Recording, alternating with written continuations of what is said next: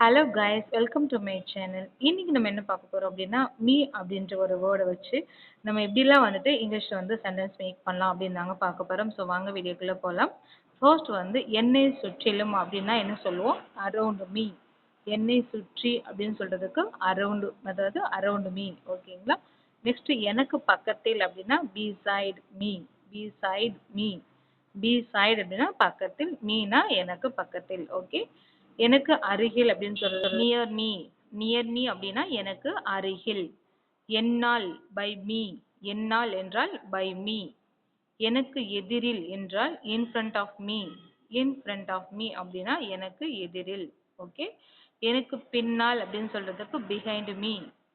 Behind me அப்படின்னா எனக்கு பின்னால். ஓகேங்களா?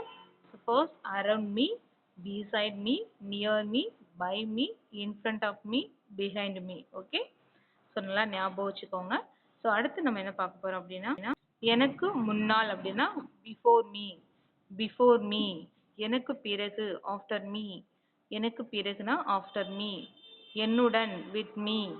நான் இல்லாமல் வித்தவுட் மீ. என் மூலமாக த்ரூ மீ. Throat me. எனக்கு கீழே under me. Okay. So before me, after me, with me, without me, through me, under me. Okay. So எனக்கு முன்னால், எனக்கு பிறகு, என்னுடன், நான் இல்லாமல், என் மூலமாக, எனக்கு கீழே. ஓகே. ஸோ அவ்வளோதாங்க கைஸ். உங்களுக்கு ரொம்பவே இந்த வீடியோ யூஸ்ஃபுல்லாக இருக்கும். ஸோ கண்டிப்பாக இதுக்கப்புறம் மீ அப்படின்ற வேர்டு வச்சு நீங்கள் நிறைய சென்டென்ஸ் வந்து மேக் பண்ணலாம்.